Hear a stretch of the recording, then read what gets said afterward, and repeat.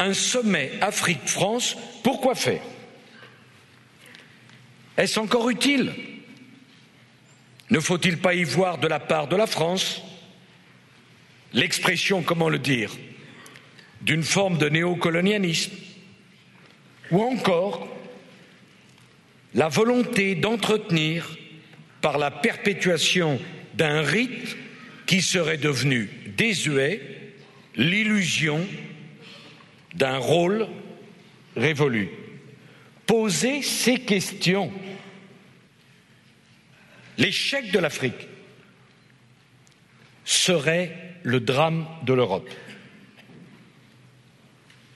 L'Europe et la France, nous avons un intérêt majeur à la réussite de l'Afrique.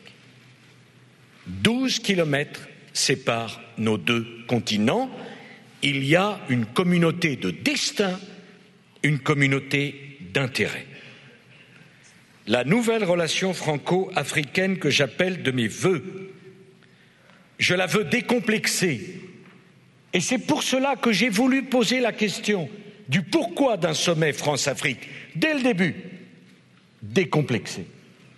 Entre amis, dans une relation de confiance, on doit pouvoir parler de tout, sans fâcherie et sans gêne. Une relation partenariale. Il n'y a pas d'un côté des grands pays, de l'autre des petits, mais des partenaires qui ont des intérêts à défendre, des points de vue à faire valoir sur la base d'une relation d'égalité. Et je veux dire que la France et l'Europe ont autant besoin de l'Afrique que l'Afrique a besoin de l'Europe et de la France.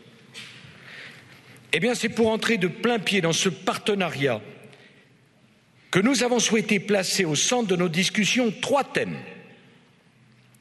D'abord, le premier thème, incontournable, nous n'avons plus de temps à perdre, c'est celui de la place de l'Afrique dans la gouvernance mondiale.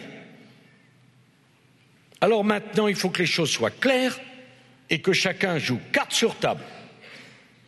Si on se dit l'ami de l'Afrique, alors il faut être prêt à faire une place à l'Afrique dans la gouvernance mondiale. Il ne peut pas y avoir 2 discours. Il ne peut pas y avoir d'hypocrisie. On ne peut pas dire qu'il faut associer étroitement l'Afrique au traitement des grands sujets qui touchent à la paix, à la sécurité, à l'équilibre du monde et ne pas en tirer les conséquences. Le continent africain doit occuper dans les enceintes qui traitent de ces sujets toute la place qui lui revient. Ce n'est pas le cas aujourd'hui. Nous ne pouvons plus gérer le monde du XXIe siècle avec les institutions du XXe. C'est une question de légitimité et d'efficacité. Le Conseil de sécurité des Nations Unies doit être réformé. Et il est absolument anormal que l'Afrique ne compte aucun membre permanent du Conseil de sécurité. De la même façon,